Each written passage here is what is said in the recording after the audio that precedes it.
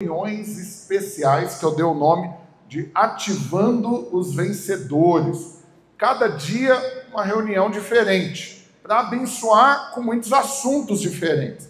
Então, na segunda-feira, agora, amanhã, é para toda a liderança. Então, todos os líderes em treinamento, anfitriões e discipuladores, estou te esperando aqui, vem para cá, mas mesmo sendo todas as reuniões gratuitas, você precisa fazer inscrição. Tem só um formulário, demora 20 segundos para você preencher. Se você não fez isso ainda, faz agora, só apontar a câmera do seu celular para o QR Code.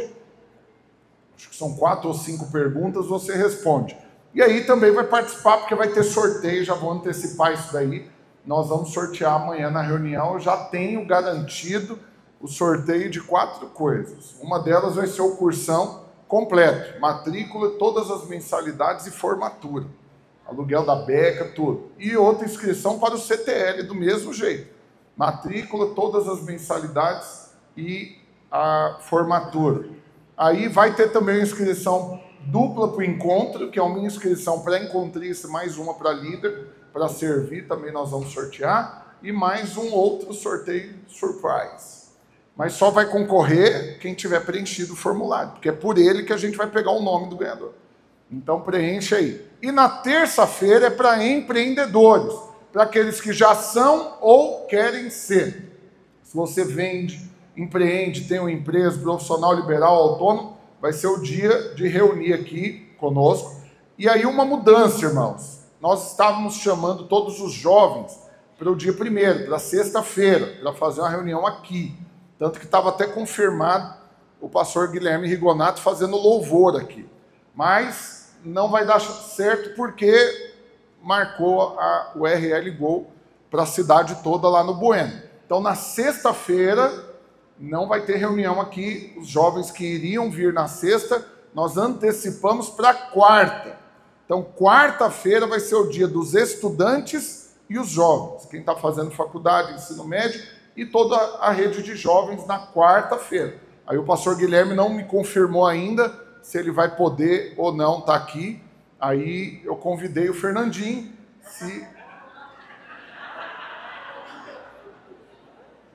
Se um dos dois não puder, eu vou cantar para vocês. Mas quarta-feira vai ser um culto muito jóia para jovens e para estudantes. E na quinta-feira, todos os casais. E aí vai ter um sorteio muito especial também, mas é surpresa. E além de inscrição também para o curso de vida conjugal, criação de filhos, finanças, vou sortear também na quinta. E uma dinâmica muito poderosa, extremamente afrodisíaca, assim. Vocês vão sair daqui ainda mais in love, aleluia. Então, de segunda a quinta, cada dia uma reunião para um público diferente.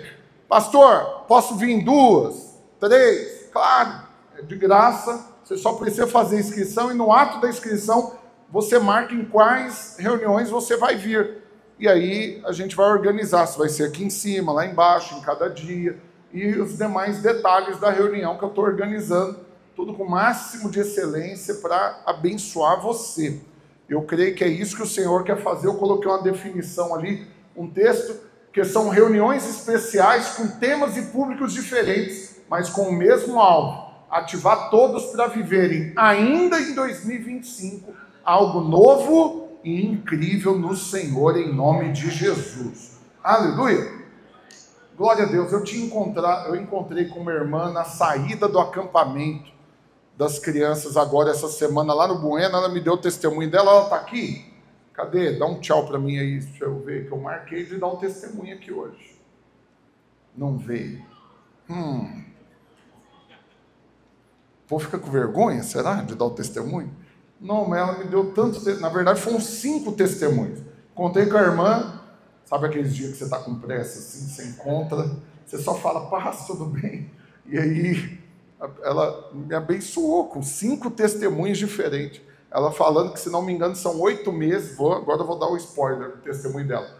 8 meses que ela está andando aqui conosco, mas nesses 8 meses, Deus mudou a história dela totalmente, em todas as áreas. o ambiente na casa dela, os relacionamentos, as finanças, porta de emprego, o imóvel, comprou o imóvel, né, saiu do aluguel, tudo porta aberta, deu testemunho do jejum dos 21 dias, quando a presença enche a sua casa. Então foram tantos testemunhos, fui tão abençoado, aí combinei com ela dar o testemunho que hoje deve ter ficado com vergonha. Não veio, aleluia. Mas testemunhos são uma bênção, e uma das coisas que eu estou programando para esses dias dessas reuniões, são muitos testemunhos, para gerar fé no seu coração, que se Deus fez na vida do irmão, vai fazer na sua também, em nome de Jesus. Amém, irmãos? Glória a Deus. E agora nós vamos mergulhar na palavra de Deus. Eu quero fazer com você a oração do filho metido que sabe que é amado. Já sabe fazer essa oração? Qual que é a oração? É você falar para Deus que você sabe que esse prédio foi construído, esse culto está aqui, tudo organizado, o esboço dessa palavra foi preparado e vai ser ministrado agora para abençoar você. E todo mundo que está aqui veio aqui só para ver Deus falando com você. Mas você vai sair desse culto aqui hoje afirmando: eu ouvi a voz de Deus, Ele falou comigo, fui abençoado, aleluia. Então agora eu quero que você ore, agora é a hora de você falar, pedir para Deus: Senhor, eu quero revelação, eu quero ouvir a sua voz, em nome de Jesus. Feche seus olhos, vamos orar. Pai, no nome do Senhor Jesus, oramos, cremos, clamamos, pedimos, fala conosco, nos abençoa nessa noite com a sua palavra, nos dá, ó Deus, espírito de revelação, compreensão total, plena, absoluta, de tudo que o Senhor está falando e quer falar conosco, nos instruir para apropriarmos, desfrutarmos de tudo aquilo que o Senhor nos garante através de Cristo, em nome de Jesus. Aleluia. Você pode repetir após mim, dizer assim, fala assim: nessa noite, eu abro totalmente o meu coração para receber a palavra de Deus. Eu creio que a palavra de Deus me alimenta, me transforma, me ensina e me leva a desfrutar de tudo que o Senhor me dá, só porque Ele me ama, em nome de Jesus. Aleluia! Glória a Deus. Então agora é a hora que, como dizia minha avó, você sossega o funiquito. Quem bebeu água, bebeu. Quem não bebeu, no final do culto você bebe. Aguenta aí e concentra agora. Esquece tudo e todos para você receber. Está dando um pouco de microfonia aqui para mim. Presta atenção, irmãos. Por que você tem que prestar muita atenção na palavra? Por dois motivos muito importantes. Primeiro, por sua causa. Porque você tem que ser abençoado. Você não pode sair de sua casa, vir para cá e simplesmente nada acontecer. Você veio para cá, você se arrumou, tá bonito desse tanto, tá bonita, tá penteado, cheiroso, arrumado, deslocou, tá aqui, e não é à toa, não é por uma religião, não é só para falar que faz parte de um grupo, não é só para ter uma atividade, para não ficar em casa, não, e muito menos para dar satisfação a homens, não. Você está aqui porque você veio cultuar o Senhor e receber algo na presença dEle, amém, irmãos? Só que o segundo motivo é que você tem que receber em um nível que você dê conta de explicar depois. Qualquer pessoa que chegar para você e perguntar: e aí, como que foi a palavra? Você não pode só falar: foi uma bênção. Quando você resume assim: e aí, como que foi? Foi uma bênção. Alguns nem falam a palavra completa, tira o ó do final e só fala: foi uma bênção. Ok, foi uma bênção como? O que falou? Como? Qual foi a revelação que você teve? O que Deus falou com você específico? E como que você vai ser usado por Deus agora para retransmitir essa mensagem? Você sabe, nós temos que ser como uma voz que clama no deserto. Nós temos que ecoar, repercutir a palavra que pousa em nós. Você tem que entender que a revelação é como um espírito do Senhor soprando em você, para te preencher, mas também para fluir através de você. Posso ouvir um amém? Agora tem um segredo muito grande, que particularmente talvez você pode não ter entendido ainda, mas é importante você entender e praticar. É que se você fica passivo, Se a sua atitude é de apenas olhar, tentar concentrar e não interagir, qual que é o problema? É que a chance é muito grande de você desconcentrar.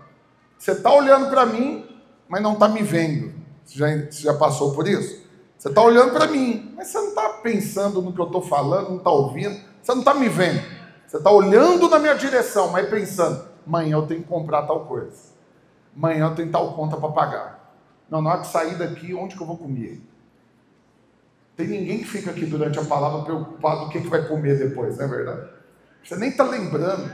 Você está aqui querendo só o alimento espiritual da palavra. Aí se alguém falar, e aí, vamos lanchar no final do culto, você fala, carnal, você só cogita das coisas da terra. Eu estou aqui preocupado com os assuntos espirituais. Mas presta atenção, se você fica passivo, a chance é da palavra perder. Uma parte ou outra, ou grande parte, você não receber. Então, como faz para você não ficar passivo? É exatamente o oposto. Você tem que ter uma atitude ativa. Literalmente, você interagir. E como que crente faz, irmãos? Ainda que eu não condeno, você é livre, não estou aqui para colocar conjunto de regras. Se você quer, durante a pregação, dar alguns gritos, né, diferentes, assim como algumas igrejas contemporâneas têm feito hoje, né? Tá o pastor pregando, aí alguém está ouvindo e fala, yes! É sobre isso. Que mais que o povo fala? Uau! How Jesus! É sobre isso, eu acho um barato. É sobre isso, porque é sobre tudo. Então, você é livre, mas não é nosso jeito realmente de fazer. O correto é você dar um amém. Amém. Porque o que significa você falar amém? Significado é você falar, eu creio e recebo. Aproprio, essa palavra é para mim. Então, quando você fala amém, você está pegando a palavra. Deu para entender? Amém. Então, você vai ser muito abençoado nessa noite. Você vai sair daqui cheio do Espírito.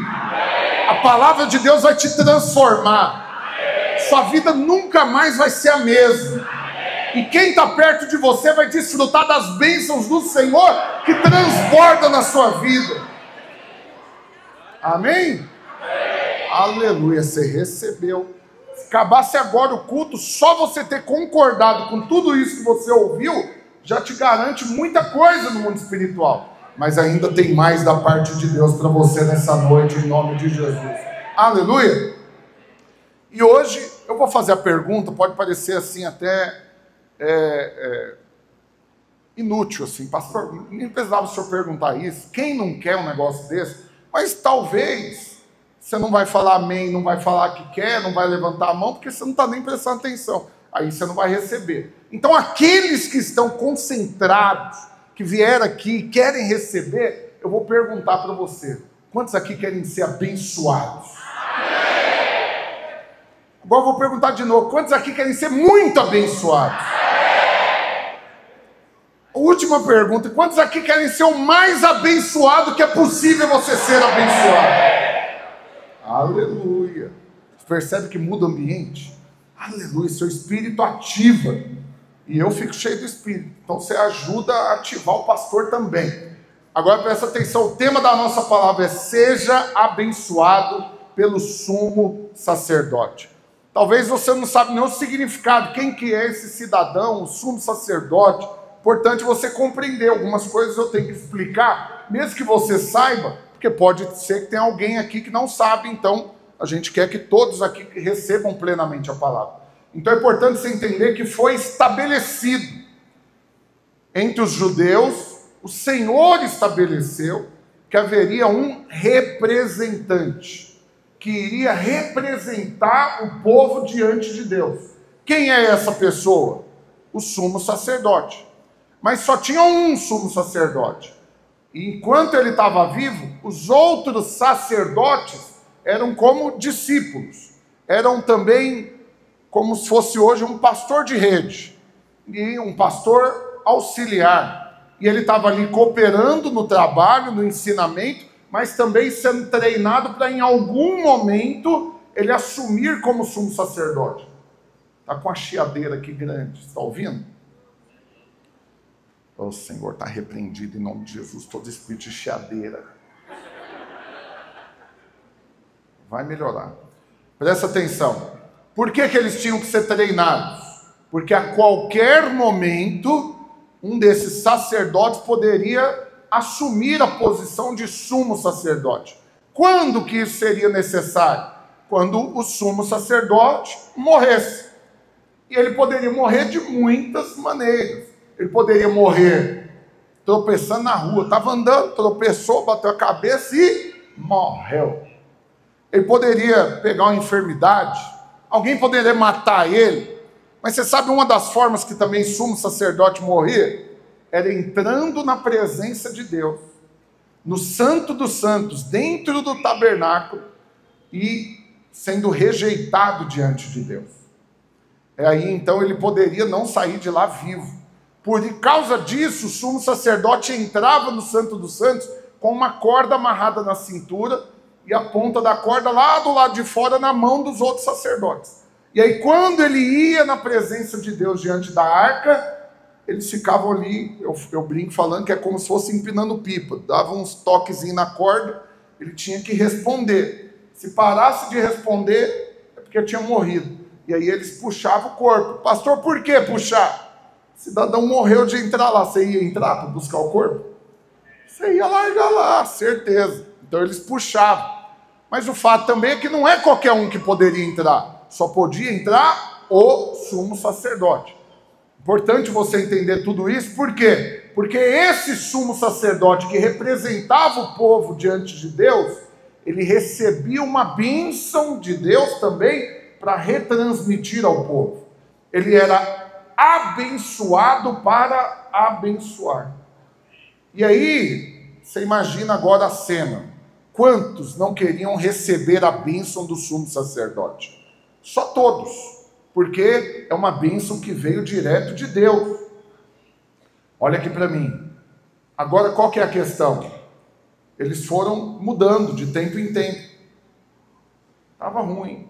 Aí ficou pior um pouquinho. Parece que melhorou. Aleluia. Vai identificar. Concentra aqui. Então, essa necessidade de substituição do sumo sacerdote era por um detalhe muito simples. Porque todos eram homens. Todos tinham prazo de validade. Pode ser vivendo muito ou pouco, em algum momento eles partiriam. Mas tem um sumo sacerdote, que é o último que nós reconhecemos e recebemos, que a Bíblia diz que ele não tem final de dias, ele não tem fim, o seu sacerdócio dura para sempre. Por quê? Porque ele não é apenas mais um homem, ele também é Deus. Semana passada eu ministrei sobre isso. Quantos estavam aqui semana passada? Aleluia. Os que não estavam, como o Adani e eu, viajando, aleluia. Estava bom lá? Maravilhoso. Pelas fotos estava maravilhoso. Glória a Deus. Então presta atenção. Semana passada eu falei para você a respeito de Cristo nos evangelhos. As 4 formas de Cristo se manifestar. Você vai ver ele se manifestando como rei em Mateus, como servo em Marcos, como homem em Lucas e como Deus em João. Essa parte particularmente deu para sentir na semana passada, falando disso, a revelação veio para muitos que não tinham entendido isso ainda. Por que tem que ter 4 evangelhos para contar basicamente as mesmas histórias? Para falar da mesma pessoa. Não é só por pontos de vista diferentes de 4 escritores, mas também por faces diferentes em que Cristo se manifestou.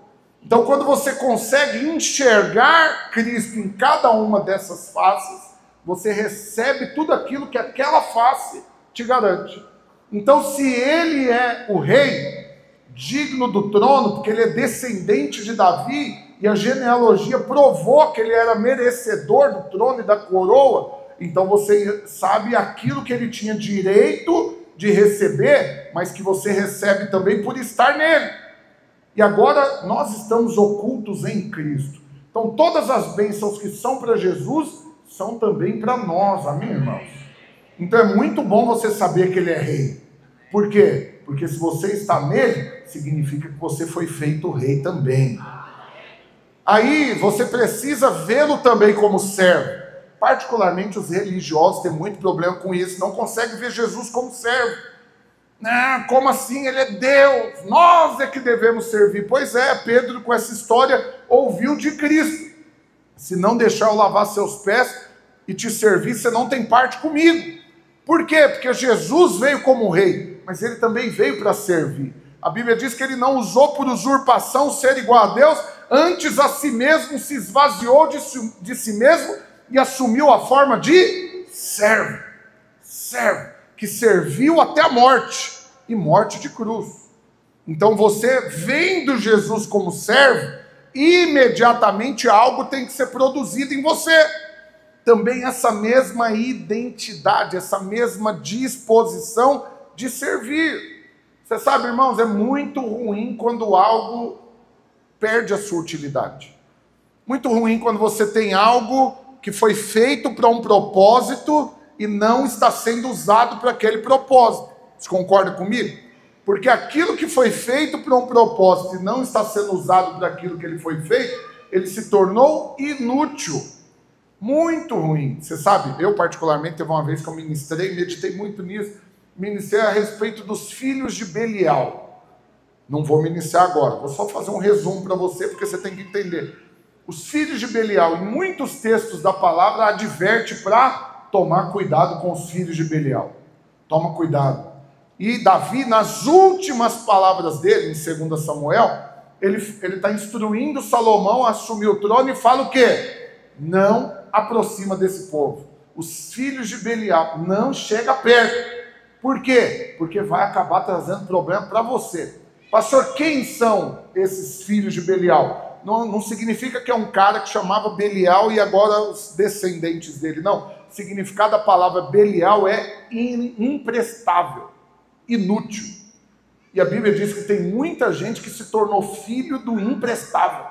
Olha que coisa terrível. Por quê? Porque não conseguiu ver Jesus como servo. Aí também são pessoas que não servem. Não servem.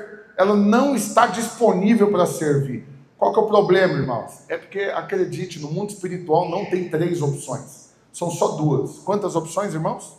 2. O que a Bíblia diz? Quem comigo não ajunta, espalha. Quem não é por mim, é contra mim. É sim, sim, não, não. Não tem 3 opções. Não tem aquele que ou ajuda ou atrapalha e tem um outro no meio que é o neutro. Eu nem ajudo e nem atrapalho. Eu estou no meio aqui. Estou vivendo a minha vida. Não, se você não ajuda, inevitavelmente, você está atrapalhando. Pastor, imagina, eu não atrapalho a igreja em nada. Não, ninguém está falando de uma religião, de uma instituição, mas você tem que ter uma visão muito mais ampla a respeito do reino. Jesus deixou bem claro, quando ele foi subir aos céus, o que ele disse? Vou para o Pai, mas vocês não vão estar sozinhos, eis que estarei com vocês todos os dias até a consumação dos séculos.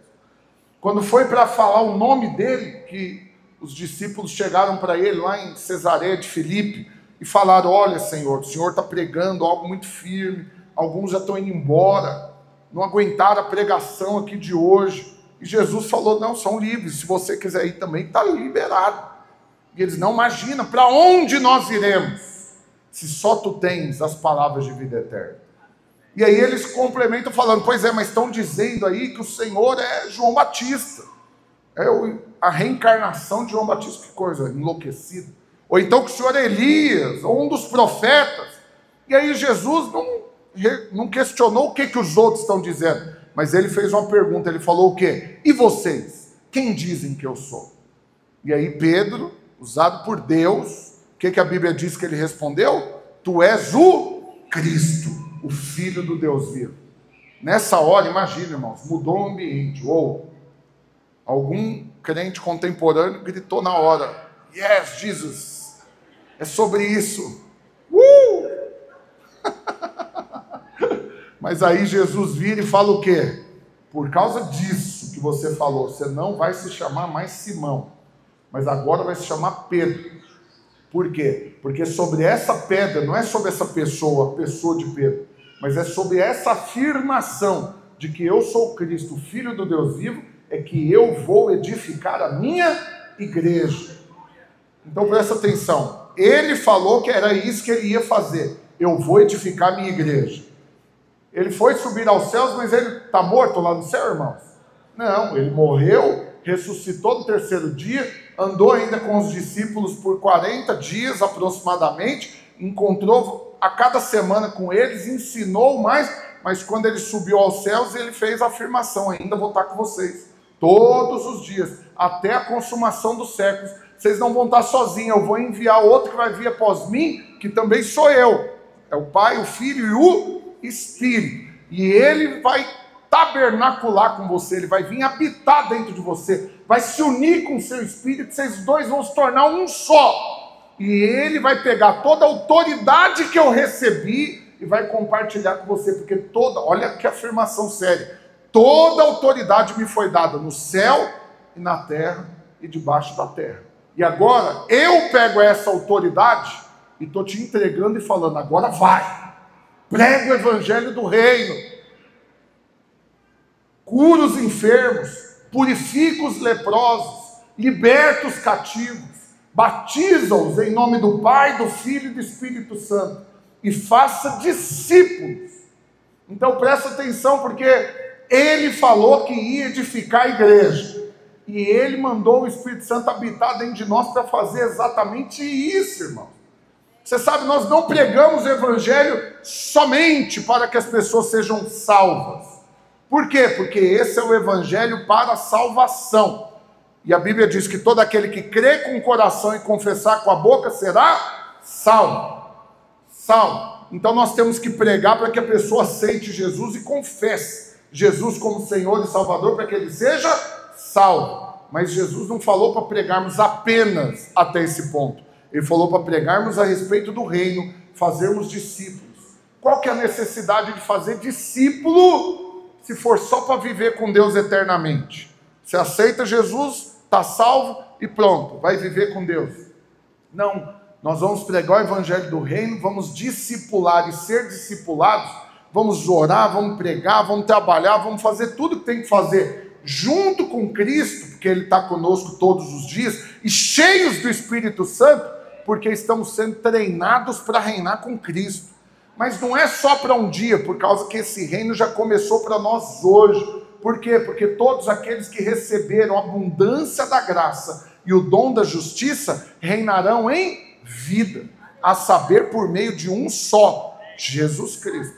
Então hoje você já está convidado para isso. O convite chegou para você. Qual que é o convite? Venha reinar, venha falar do reino, venha edificar a igreja, venha desfrutar das promessas, venha viver essa vida como rei.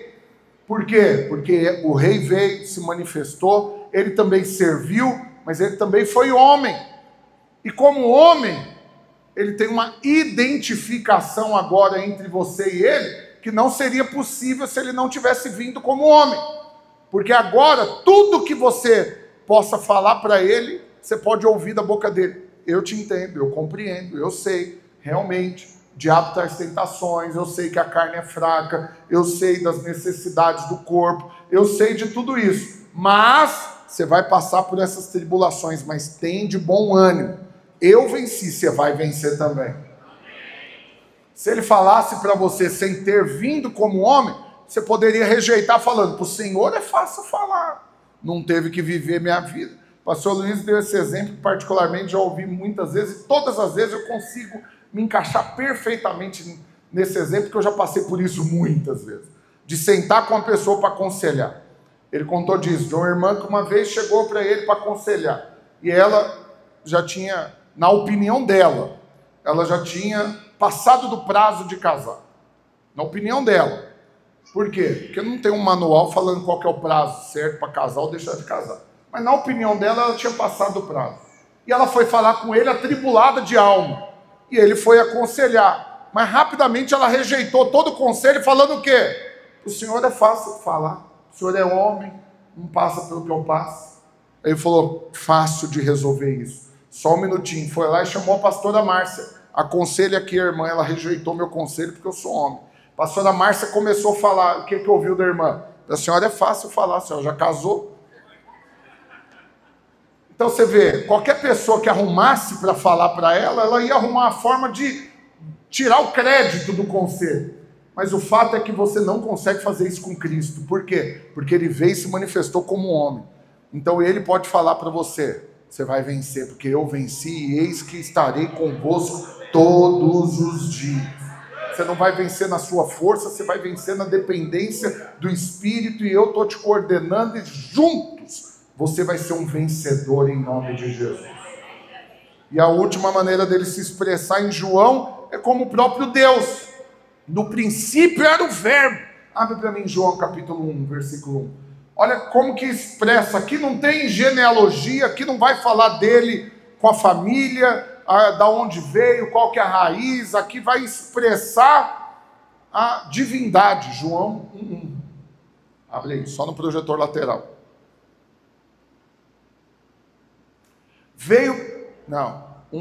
Isso. No princípio era o verbo, e o verbo estava com Deus, e o verbo era Deus. Aqui está falando de quem? De Cristo. Ele é o verbo vivo de Deus. Ele estava lá desde o princípio, ele é o próprio Deus. Aqui não está contando a respeito do Deus Pai, está falando de Cristo, mas expressando ele como sendo Deus. Você precisa relacionar com ele nessas 4 faces: como rei, como servo, como homem e como Deus. Amém, irmãos? Fiz um resumo da palavra da semana passada. Mas o fato é que não apenas ele se manifestou dessas 4 formas, mas teve uma 5ª forma, que ele se expressa para nós, baseado no seu ministério, que é o que ele está fazendo hoje. Mais uma forma de você compreender. Você sabe, ele subiu aos céus e não está de férias. Não está de boa lá esperando agora quem está trabalhando é o Espírito Santo e Jesus está lá quieto.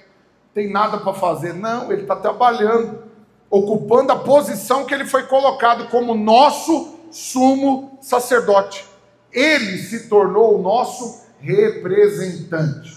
Você entende a função do sumo sacerdote? O sumo sacerdote apresentava o povo diante de Deus e fazia o sacrifício anual.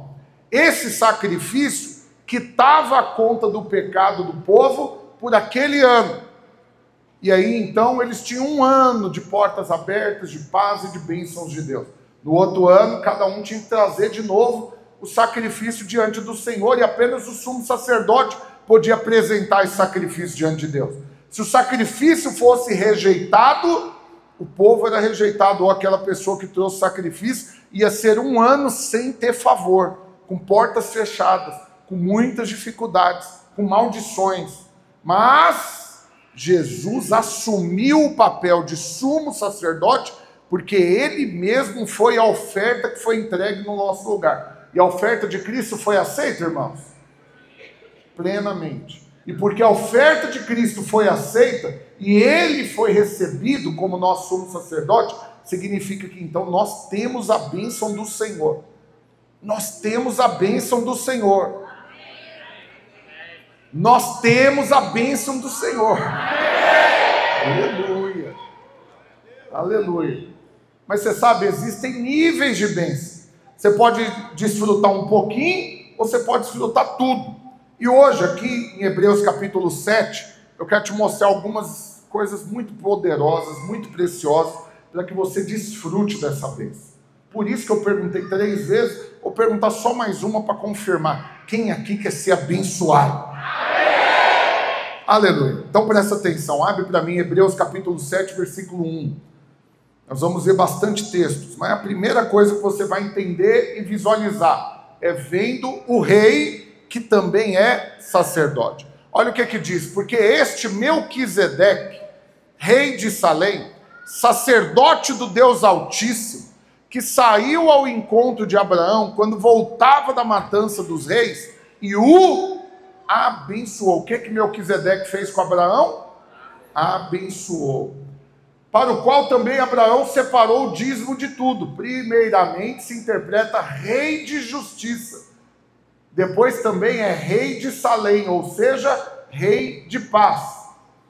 Versículo 3. Sem pai, sem mãe, sem genealogia, que não teve princípio de dias, nem fim de existência. Entretanto, feito semelhante ao Filho de Deus. Permanece sacerdote perpetuamente. Então é importante você ter revelação desse texto aqui hoje, não só para você receber, mas para você dar conta de explicar para outros. Quem é Melquisedeque?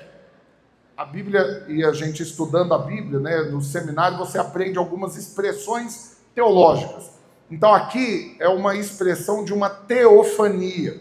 O que é uma teofania? É uma manifestação de Cristo no Velho Testamento.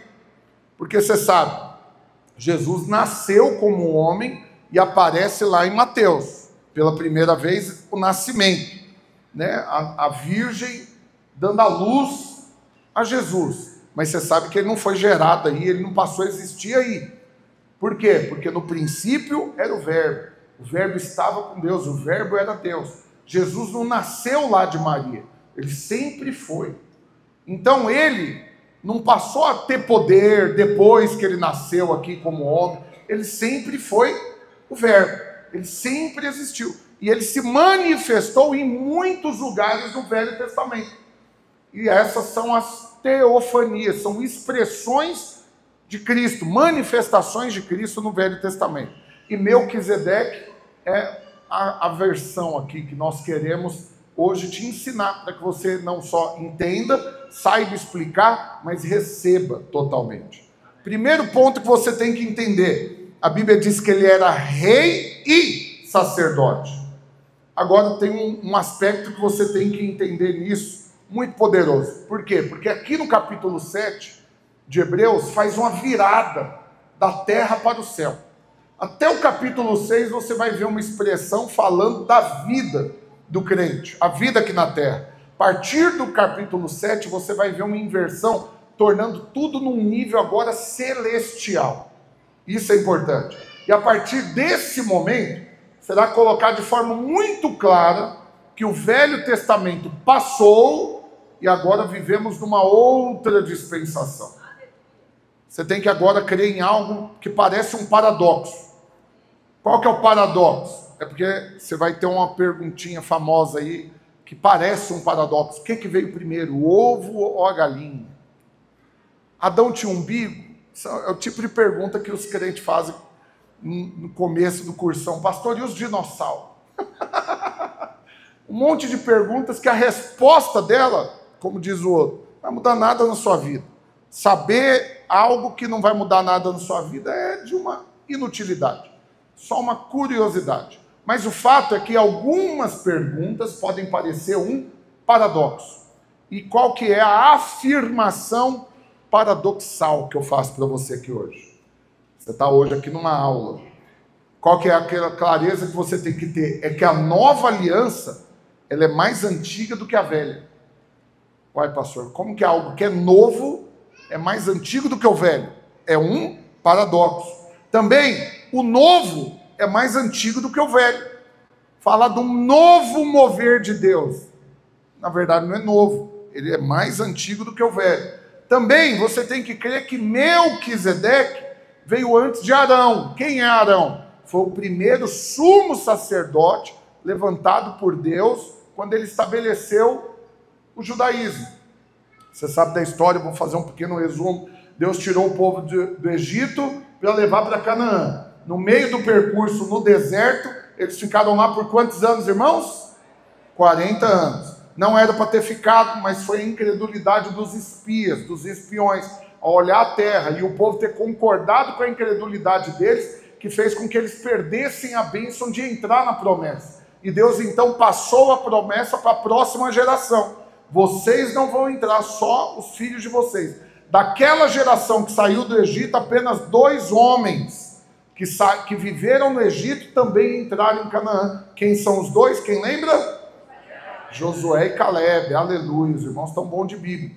Por quê? Porque eles eram dos espiões e foram os únicos que tiveram uma opinião de fé. Falando o quê? Se Deus prometeu, é certo que se cumprirá. Ele vai nos dar essa terra, ele vai esmagar os inimigos e nós vamos tomar posse.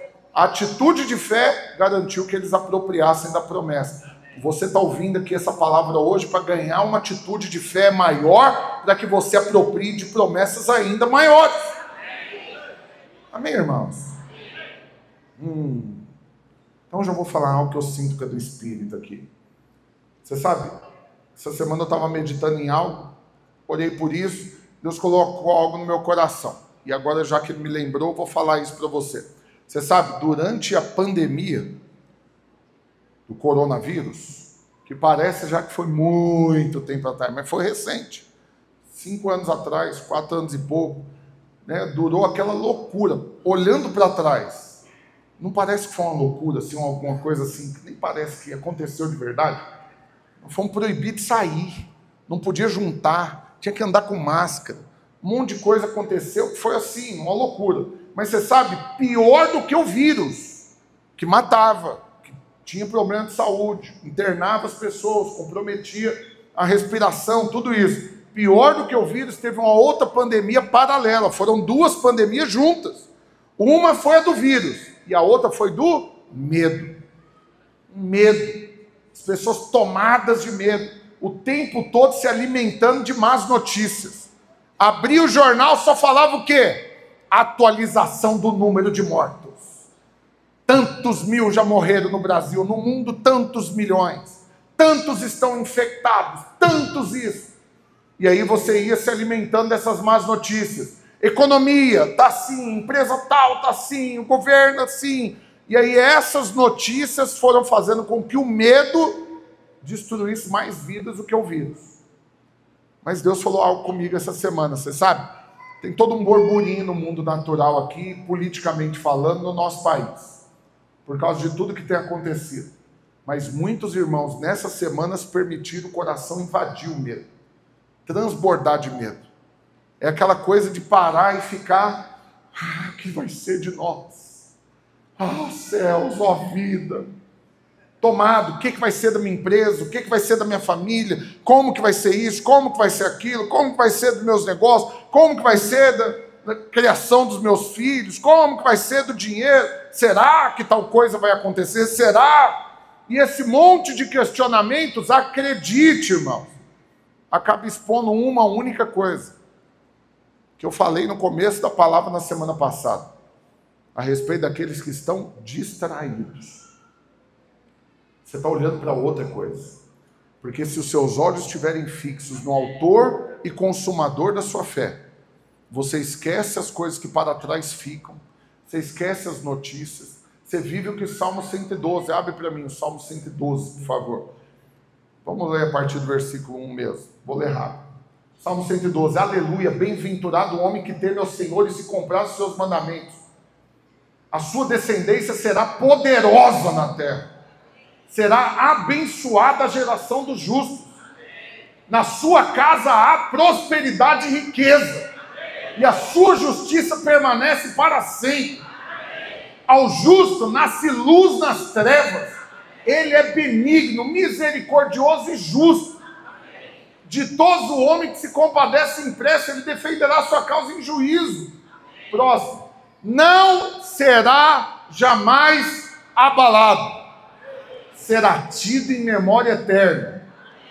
Versículo 7. Não se atemoriza de más notícias. Por quê? Porque o seu coração é firme, confiante no Senhor. Vê se é presidente de qualquer que seja a nação, da nossa ou de outra. Vê se é ministro, vê se é político, vê se é mercado, vê se é concorrente, vê se é você mesmo que garante a bênção de Deus na sua vida. Não é! Mas é os olhos fixos naquele que garante. Você é abençoado só porque você creu em Cristo. A justiça dele está sobre você. Toma aqui agora as bênçãos que ele conquistou. Quantos querem receber toda a bênção? Então, com a mão erguida agora, repete após mim, fala: eu lanço fora toda distração, todo medo, toda angústia, e rejeito toda má notícia, e declaro: eu não sou abalado, eu não vivo com medo, porque eu não dependo de notícias para ter paz, mas eu recebi em Jesus a paz que excede todo entendimento, e os meus olhos estão fixos no Senhor, em nome de Jesus. Aleluia, aleluia, aleluia. Volta para cá. Melquisedeque então veio antes de Arão. Arão foi estabelecido por Deus como o primeiro sumo sacerdote no tabernáculo, no deserto, para os judeus. Mas muito antes, 430 anos antes, Melquisedeque apareceu como sumo sacerdote. Ele não foi levantado por Deus como Arão foi, de ter uma cerimônia, um dia que ele foi ungido como sumo sacerdote. Por quê? Porque aqui aponta para Cristo, aquele que não tem início de dias, como diz lá no versículo 3 de Hebreus 7. Ele não tem começo, sem pai, sem mãe, sem genealogia, não teve princípio de dias. Por quê? Porque está falando de Cristo. Aleluia. E a última coisa, a graça é mais antiga que a lei. Você sabe, uma das coisas que eu particularmente acho que é um grande desserviço que alguns podem fazer é ficar pregando teologia equivocada. E é por isso que eu não quero te proibir de nada de ser livre. Faça o que você achar que tem que fazer. Minha oração por você é que você dependa do Espírito e tenha filtro espiritual. Mas infelizmente muitos não têm. E eles ficam digerindo o tempo todo alimentos contaminados, de mistura, de graça com lei, ensinamentos, teologias equivocadas. E você sabe, uma dessas teologias equivocadas é justamente colocar a graça de Deus como sendo um estado momentâneo de humor de Deus. Ou seja, Deus está gracioso. Você pegou ele de bom humor, você deu sorte que você nasceu na época boa. Ele está de bom humor, mas ele não foi sempre assim e vai deixar de ser assim. É uma teologia equivocada. Por quê? Porque você está querendo dizer que a graça é só um período da história. Não, não, não. A graça é uma pessoa que se manifestou a nós e nós a recebemos. A Bíblia diz que a graça e a verdade vieram. Não, perdão. A lei veio por meio do servo Moisés. Mas a graça e a verdade são uma pessoa. Se manifestou como uma pessoa, a saber, Jesus Cristo. Então você recebe graça, não é porque Deus está gracioso, não, é porque você conheceu Jesus, que sempre foi a expressão da graça de Deus. Por quê? Porque Jesus ter se revelado a Abraão 430 anos antes de Deus estabelecer o sumo sacerdote, o que é isso? Uma expressão de graça. E quantas outras não são as expressões de graça de Deus no Velho Testamento? Então a graça é muito mais antiga do que a lei, irmãos. Assim como o dízimo. Você não pode colocar que o dízimo é da lei, que é uma outra teologia torta. Tem muita gente pregando isso daí. Não. Nós não podemos falar de dízimo, porque dízimo é da lei. Tadinho, não sabe nem interpretar a Bíblia e nem colocar dentro cronologicamente. Porque qualquer que seja a menção que a lei tenha colocado a respeito do dízimo, ainda assim, está séculos depois de Abraão ter entregue já o dízimo para Melquisedeque. Séculos depois. Por quê? Porque a graça veio antes da lei. É muita graça você poder dizimar. Não entendeu o que é? Então não dizime. Você está achando que é por lei, por mandamento? Não dê. Faz esse favor para você. Mas não faça isso achando que você está economizando dinheiro. Você pode ficar com o recurso no bolso, mas acredite, a verdadeira economia não é natural, um tanto de dinheiro que você põe num lugar, um tanto que você põe no outro. É você participar da economia celestial, onde é o Senhor que coloca todo o recurso na sua mão, é Ele que te dá sabedoria para adquirir, é Ele que te dá força, é Ele que te dá inteligência, mas é Ele que te capacita para administrar também. Então tudo isso é por revelação, amém, irmãos? Amém mesmo? Então esse paradoxo tem que estar resolvido na sua vida. O novo é mais antigo do que o velho. A nova aliança não começou depois, ela sempre foi. Por quê? Porque o homem pecou, tinha que morrer. O que o Senhor falou? Se comer do fruto, vai morrer. Era para ter extinto o homem ali, já acabou. Adão e Eva eram para ser os primeiros e os últimos da espécie. Mas o que imediatamente o Senhor fez? Proveu com graça, e já avisou, pois a mulher vai gerar à luz um filho, e esse filho vai esmagar a cabeça da serpente. Aquilo que a disciplina deveria fazer, que era extinção total, a graça se manifestou, porque Deus não apenas não extinguindo o homem, como ainda mandando o próprio Cristo, filho dele, para ir lá e pisar na cabeça da serpente. Ele morreu a morte que nós merecíamos, para agora vivermos a vida que ele merece. E você recebe tudo por causa dele. Amém, irmãos? Pastor, como que eu sei que eu recebo tudo por causa dele? Como que eu posso dizer? Vou melhorar a pergunta. Como que eu posso dizer que eu entendi mesmo a graça de Deus na minha vida? Eu acho que tem um bom exemplo disso, que te denuncia em 2 momentos específicos. Um deles é quando você vai contar testemunho. Se o seu testemunho de alguma maneira diz a respeito de você, você ainda não entendeu totalmente a graça. Pastor, como assim? Pois é, viajei de férias. Ou comprei um carro novo, comprei uma casa nova. Por quê? Trabalhei muito. Primeiro a chegar e o último a sair. Dei meu sangue. Estudei demais. Deus me abençoou. Você percebe? Falou muitas coisas. Mencionou Deus no finalzinho, só para não falar que não falou dele. Mas toda a glória ficou para quem? Para ele. Eu fiz, eu trabalhei, eu estudei. Então, se você está ficando com uma parte da glória, só mostra o tanto que você ainda não entendeu que realmente o homem nada tem, se do céu não lhe for dado. E que a graça do Senhor nos basta. Ela é melhor do que a vida. Amém, irmãos? Mas a segunda coisa que te denuncia é a sua oração. Se a sua oração também fala mais a respeito de você do que de Cristo, mostra o tanto que você ainda não compreendeu tudo que você tem acesso em Cristo. Porque se você fica orando, falando de você para Deus, o que você vai querer convencer Deus do quê? Ou que ele esqueceu de você? É isso que você está querendo lembrar a Deus? Deus, olha, eu estou aqui, viu? Esquece de mim, não. Ó, estou na fila aqui, clamando, estou quase morrendo afogado, Senhor, me salva. Você está querendo fazer Deus lembrar de você. Ou você está querendo fazer Deus lembrar do que você fez de bom. Senhor, não é justo eu estar passando por isso. Olha aqui, abri minha casa, sou anfitrião. Toda semana o povo vem aqui para reunir. Ou então sou líder, sou discipulador, sou dizimista fiel. E aí você está tentando lembrar a Deus do que você faz para provar que você merece ser abençoado. Ou você está tentando convencer ele a te perdoar, porque você errou, você reconheceu que errou e está muito arrependido. Você chorou na hora de orar, saiu até um pouquinho de catarro do seu nariz. Talvez, dependendo do tanto que você estava angustiado, deu até moleza, fraqueza. Ai, caiu a pressão aqui, chorei demais. Aí Deus olha e fala, nossa, tadinho dele. Não, realmente ele está arrependido. Vou perdoar. Acho que ele merece mais uma chance.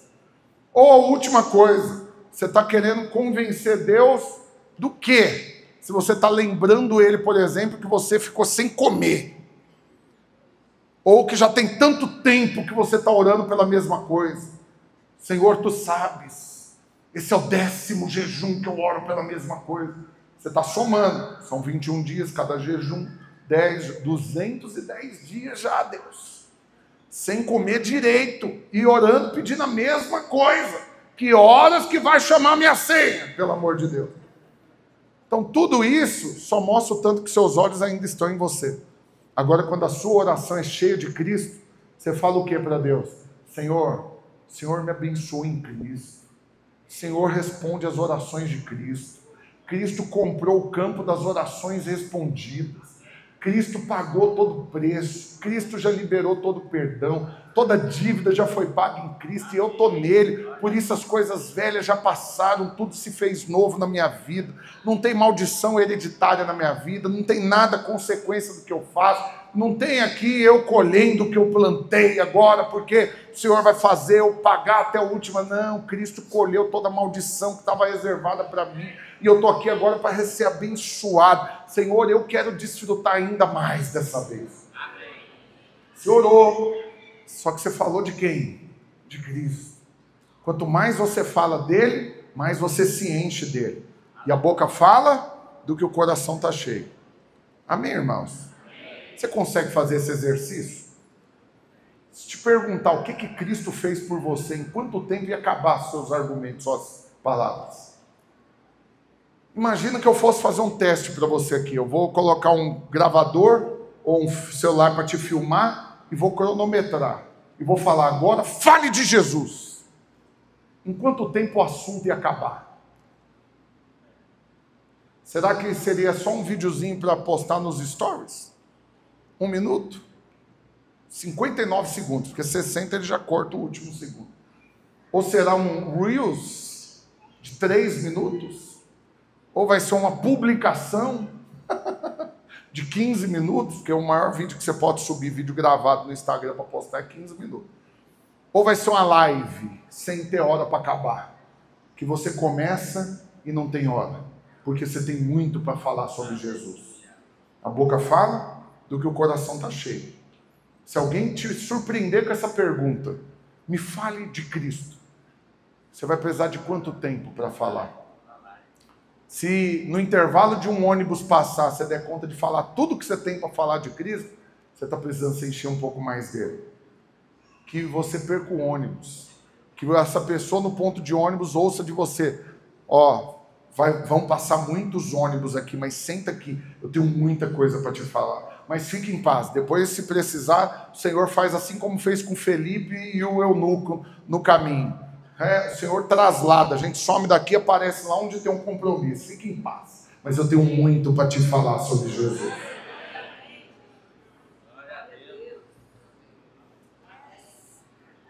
Yes, é sobre isso, aleluia. Então, 2 coisas você tem que entender. Primeira coisa é que Melquisedeque era rei de justiça. Esse é o significado da palavra Melquisedeque, rei de justiça. Passa para mim aqui, próximo. Rei, ele era rei sacerdote. Próximo. E aqui você tem que visualizar essa cena. É a mesma pessoa que tinha 2 coisas. Ele era rei, por um lado você vê a realeza, o trono, a coroa, mas também era sacerdote, que tem a unção, que representa o povo. Melquisedeque, a Bíblia diz que ele era rei e sacerdote. Primeira coisa, mas não era qualquer tipo, ele era rei de justiça, e segunda coisa, ele também era rei de Salém. A palavra Salém significa paz, em hebraico. É a mesma palavra que dá origem para Shalom, Shalom, paz, e também para Salomão, Shalomon, que é paz, é o pai da paz. Então você vai ter Absalom, o pai da paz, que também era filho de Davi. Então, o Melquisedeque, ele era o rei de justiça, mas também era o rei da paz. Você precisa conseguir enxergar Jesus nisso, sabendo que ele é plenamente justo. Ou seja, se tinha alguma coisa para ele pagar do seu pecado, ele não deixou de cumprir nenhuma exigência, ele pagou plenamente o preço que tinha que ser pago. Mas também você não desfruta disso apenas como um Deus que está te tolerando. Não, você tem plena paz no relacionamento com Deus. Romanos capítulo 5, versículo 1, deixa muito claro isso. Gosto sempre de lembrar esse texto. Justificados, pois, mediante a fé, temos... Mais forte um pouquinho, por favor. Justificados, pois, mediante a fé, temos paz com Deus. Por meio de quem? Nosso Senhor Jesus Cristo. Versículo 2. Por intermédio de quem obtivemos igualmente acesso. Presta atenção, o mesmo acesso que Cristo tem ao Senhor e às bênçãos, às promessas, à herança, você recebeu pela fé igualmente acesso. Pela fé a esta graça, na qual estamos firmes e gloriamo-nos na esperança da glória de Deus. Aleluia. Passa para mim, próximo. Então saiba disso. No regime da lei em Israel, um sacerdote não podia ser rei. A lei impunha essa condição. Se o cara é rei, ele não pode ser sacerdote, ou vice-versa. Não tinha como. No entanto, Melquisedeque é o único que é as 2 coisas.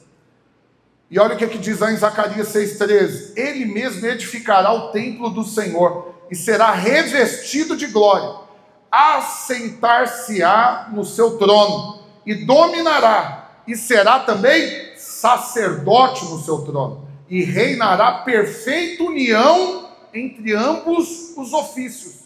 Você entende que ser sacerdote é um ofício, é uma função, um trabalho, e ser rei é outra coisa.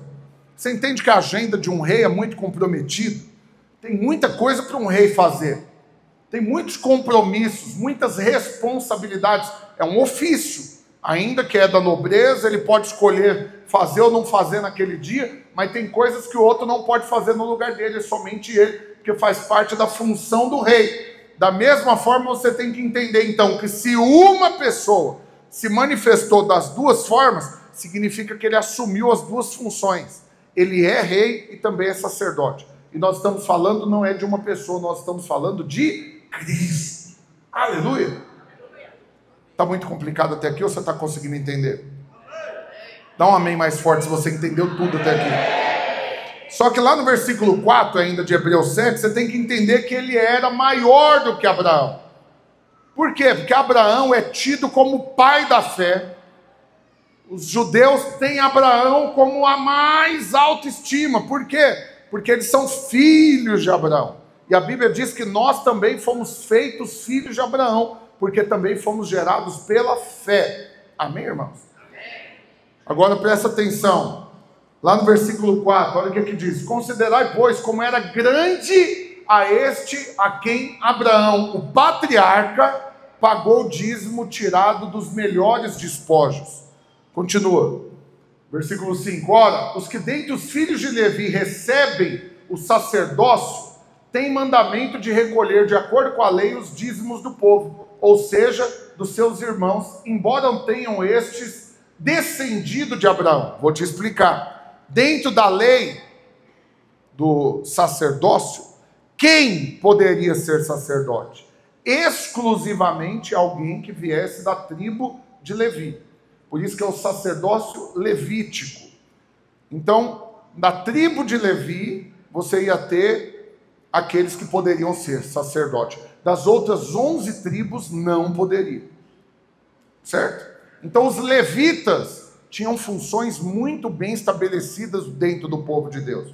E principalmente a de treinar e gerar próximo sacerdote. E o sumo sacerdote. Sempre da descendência de Arão, que foi o primeiro que o Senhor estabeleceu. Até aqui está claro para você, irmãos? E qual que era uma das funções deles? Receber o dízimo. Era uma das funções.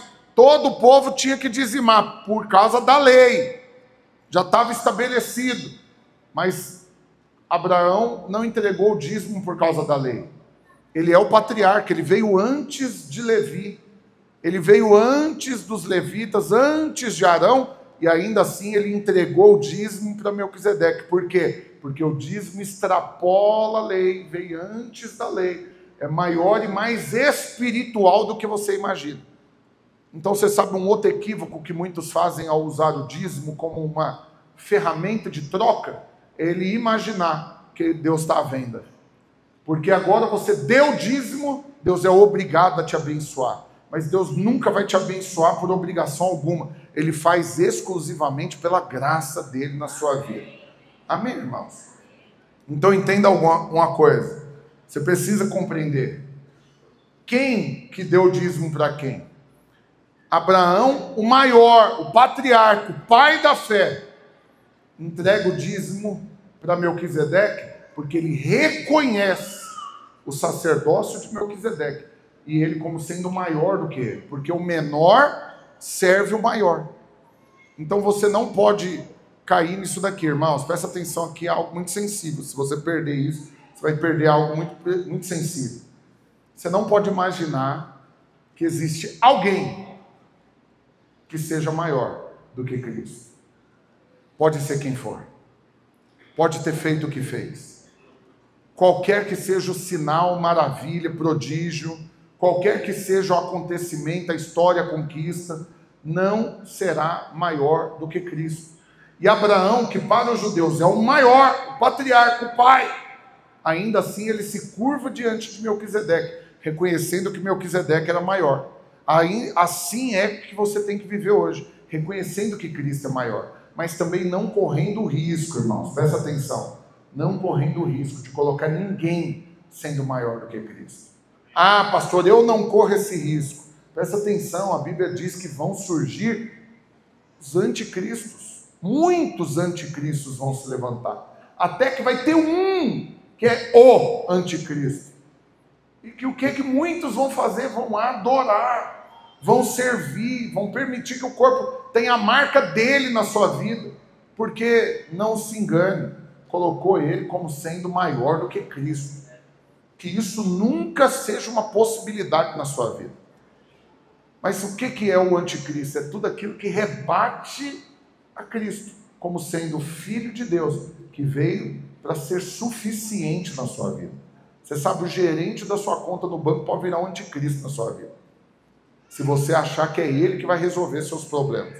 Seu tio rico lá pode virar um anticristo na sua vida, se você achar que é só ligar para ele que ele vai pagar a sua conta, vai te emprestar dinheiro. Seu pastor pode virar um anticristo na sua vida, se ele virar um intermediador entre você e Deus, e você achar que ele está mais perto de Deus do que você, porque ele tem um título, um anel. Não, todos nós somos filhos e temos igualmente acesso pela fé a essa graça, meu irmão. Amém mesmo? Amém. Aleluia. Agora olha o que diz lá em João capítulo 8, versículo 58.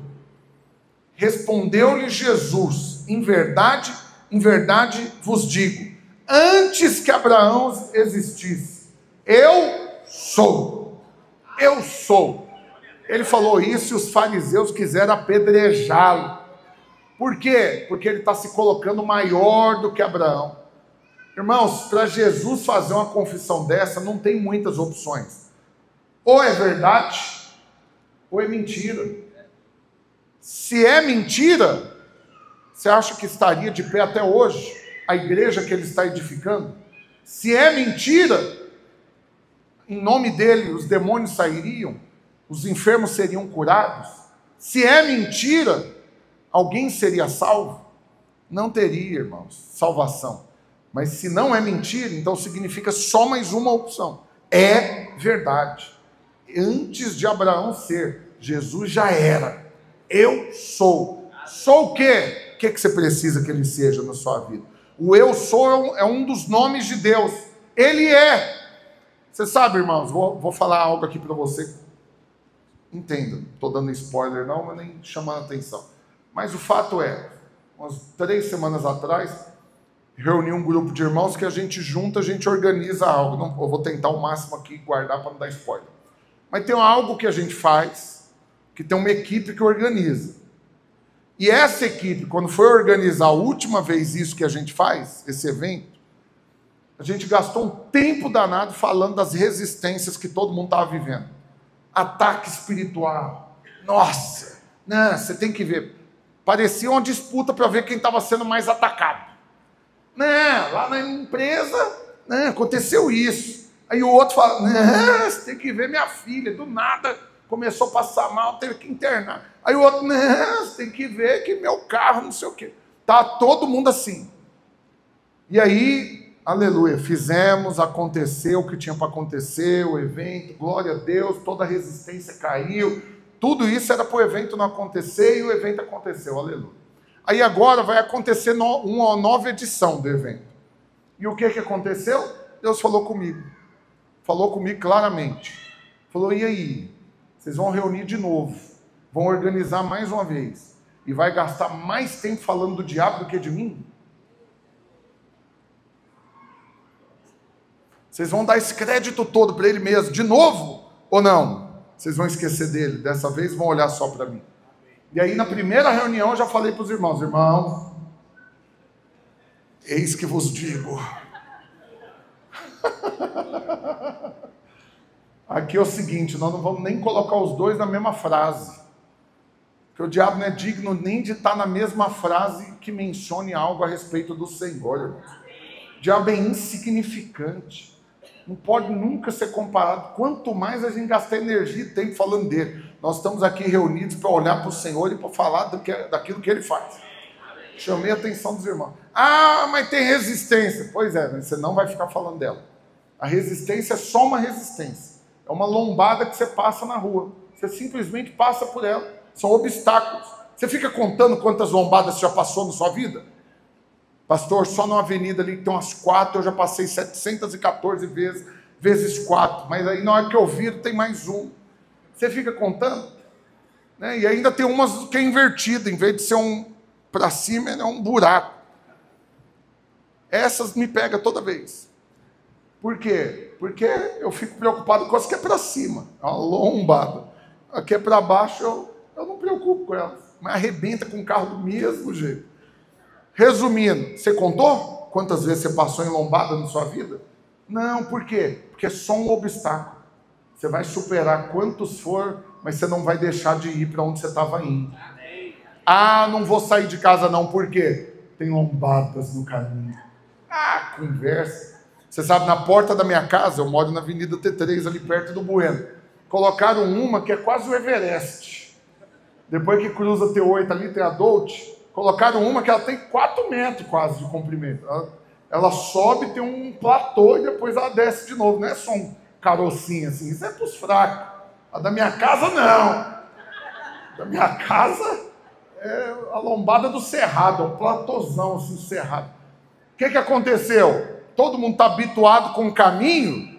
Saía ali do semáforo, acelerava. Porque tem gente que é igual eu. Tem preguiça de ficar em semáforo. Então você cronometra, ó, se eu acelerar desse daqui até a outra esquina, eu consigo passar do outro semáforo. Quem faz isso também? Se eu for devagarzinho, eu vou parar nesse semáforo, depois eu vou parar no outro de novo. Então eu tenho que chegar numa certa velocidade. Só que aí, os caras não sabiam que agora tinha esse monte estabelecido. O que aconteceu na semana? Um carro levantou voo. Literalmente. Se você entendeu já o endereço ali, passou a Avenida T8, na primeira esquina, tem uma lombada ali. Logo depois da lombada tem um espaço de festa ali, estica e puxa. O carro foi parar lá dentro, levantou voo, bateu, saiu rodando, tá, entrou lá, arrebentou com tudo de madrugada. Aí tem as filmagens. Por quê? Porque ele passou como não devia pelo obstáculo. Arrebentou com o carro, com a loja, prejuízo enorme.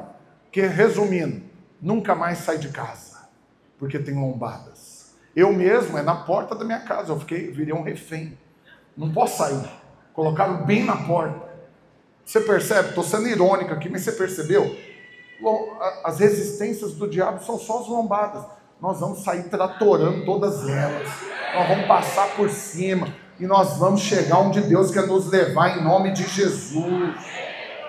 Amém mesmo?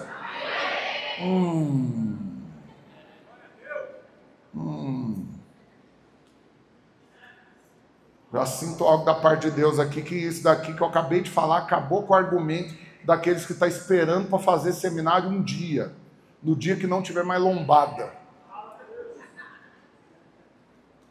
Pastor, fazer seminário hoje é uma loucura, correria, como que eu vou colocar na minha agenda? 3 vezes por semana ir lá para o Bueno. Olha quantas lombadas eu teria que enfrentar. Resistências, difícil demais, agenda, correria, trabalho.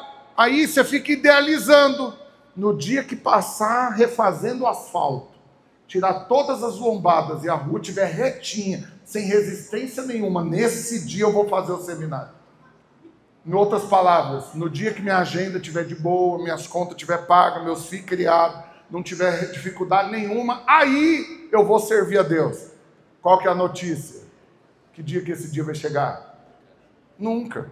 Então, nós vamos com lombada ou sem lombada. O diabo quer resistir, mas você não é dos que retrocedem para a perdição. Você, entretanto, da fé. Posso ouvir um amém mais alto?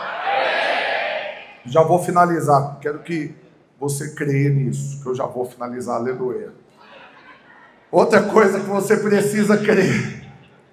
Um novo sumo sacerdote requer uma nova lei. Presta atenção agora, irmãos, uma parte muito séria, que em nome de Jesus, você vai entender, decorar, e vai saber falar disso, para todo crente legalista que você conhece. Então eu, como seu pastor, estou te autorizando, a entrar na discussão da lei ou a graça com os legalistas que se conhecem. Está autorizado. Mas não é para partir para agressão física, misericórdia. É na argumentação bíblica. Amém? Presta atenção em qual que é o argumento.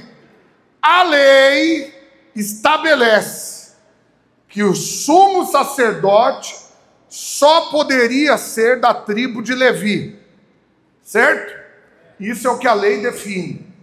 Mas Jesus vem da tribo de Judá. Se Jesus veio da tribo de Judá, ele não poderia ser sacerdote. Então presta atenção. Todo mundo que se diz crente, que vive pela lei, mas ora olhando Jesus como Senhor, está pecando, está quebrando a lei.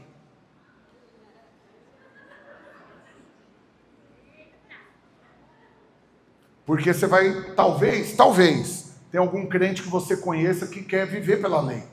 Pelo que pode ou que não pode, o certo ou errado, seguir os mandamentos.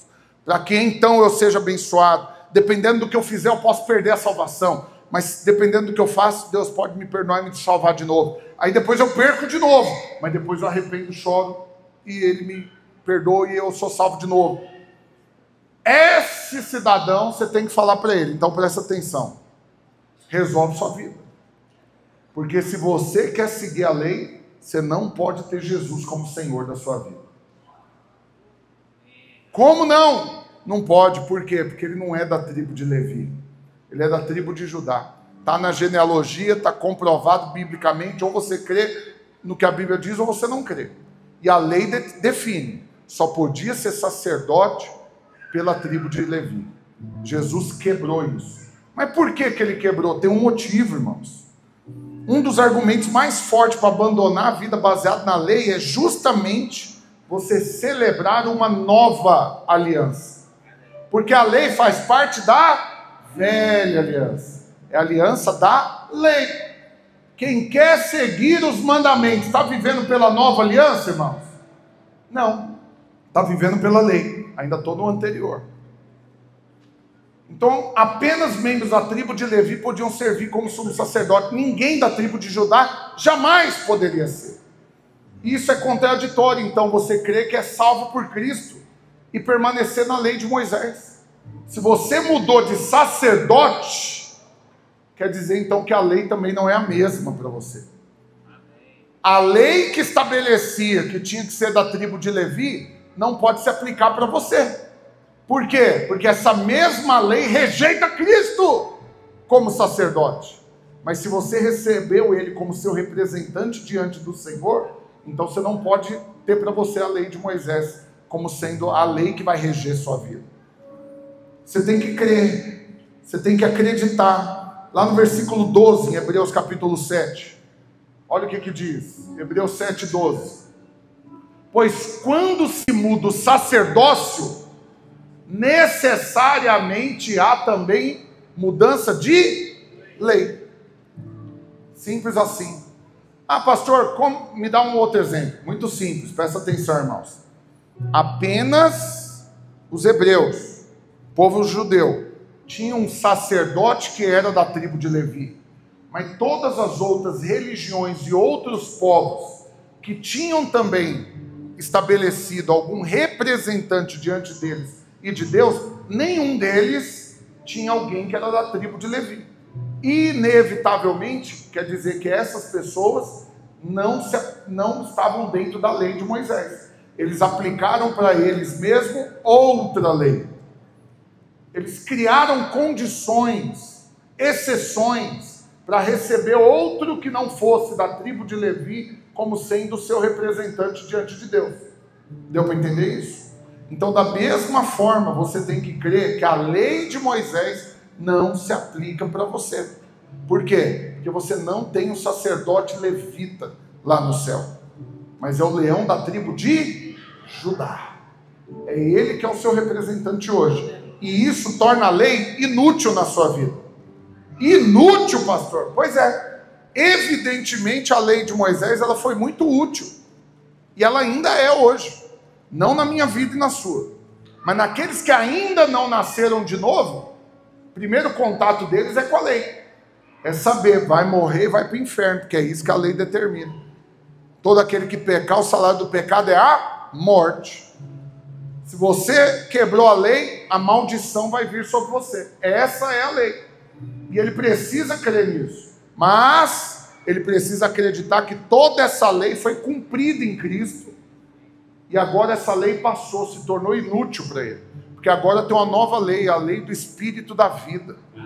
É ela que nos rege, porque o Senhor nos transportou do império das trevas para o reino da luz, do Filho do seu amor. E agora você está numa nova dispensação. Mas quando você tenta usar a lei para se justificar diante de Deus, ela é totalmente inútil, ela não serve mais. Você entende qual que é o conceito de algo que se tornou inútil, irmãos? Ele foi muito útil, mas agora não tem mais utilidade. Peguei aqui alguns exemplos, põe para mim aí. Está aqui alguns exemplos. Quem já usou um orelhão na vida para fazer ligação telefônica? Tá velho. Tá velho. Tá velho. Certeza. Vê se jovenzinho já usou orelhão. Nunca nem viu uma ficha telefônica. Nunca. A ficha que ele pegou na mão foi de um fliperama. Mas de orelhão jamais. Alguns aqui ainda usou orelhão, mas já era moderno, já era o cartão telefônico. O cartão já é alta tecnologia. Você pôr crédito. Não. Tem alguns aqui que são da época da ficha. Aí modernizou, chegou o celular. Antes você tinha que ir lá pro orelhão fazer ligação. E acredite, irmãos, lá na minha casa tinha uma cadernetinha que tinha o número do orelhão perto da casa de cada parente meu. Minha mãe tinha que ir no orelhão e ligar no outro orelhão perto da casa da minha tia. Aí quem atendesse ia desavisada, alô? Bom, aqui, eu preciso falar com a menina que mora na casa tal. Por favor, chama lá. Aí a pessoa deixava o telefone lá e você tinha que acreditar que era uma pessoa bem intencionada, que não ia deixar você gastar suas fichas largando, sei lá. Ela realmente ia lá falar, tem uma ligação para você lá no orelhão.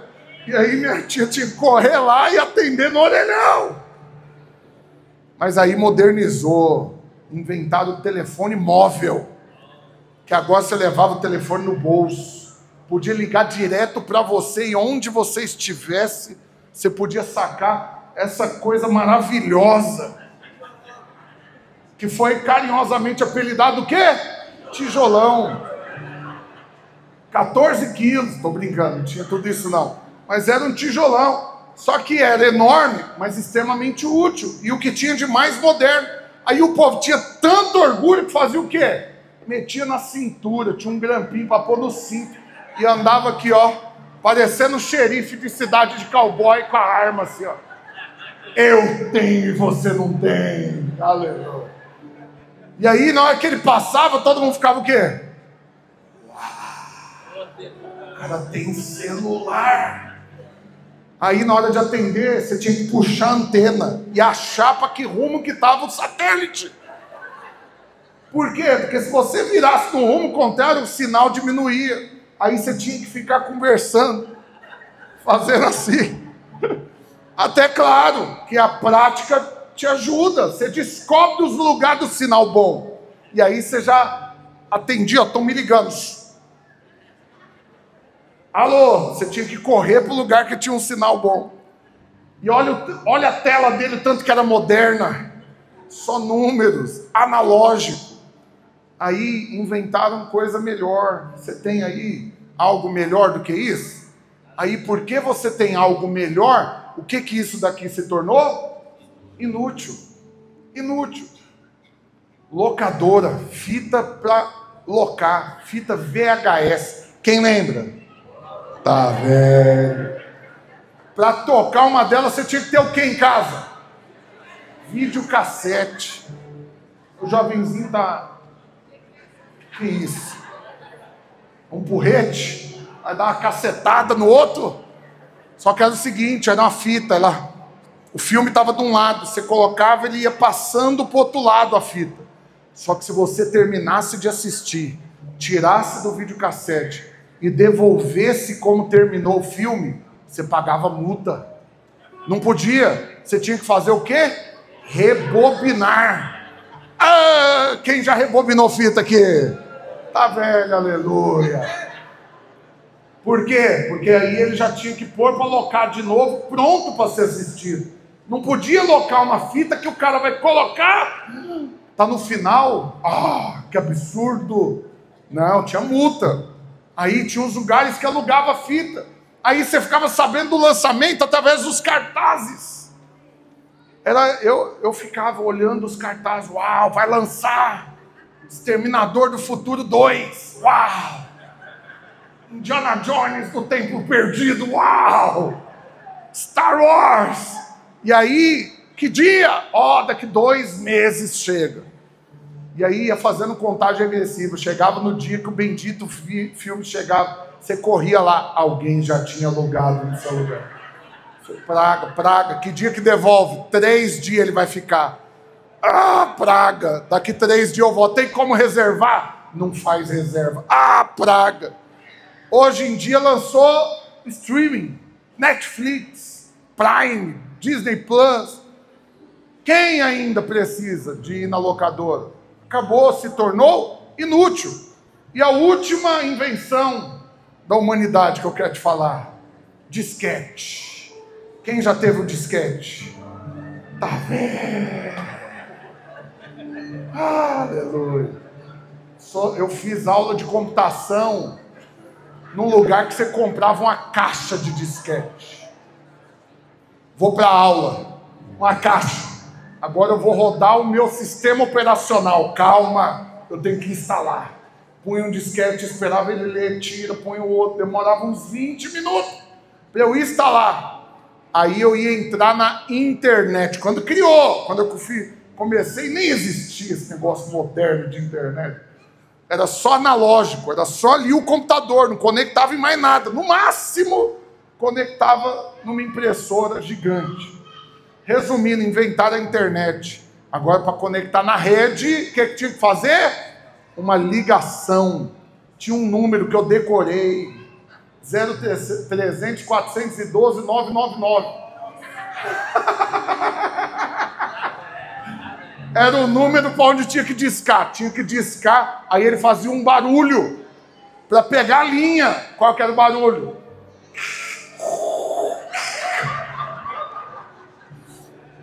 E aí ele dava o barulhinho de discando. Ah, conectou. Uau! Vou navegar na internet. Agora tem como baixar música, baixar filme.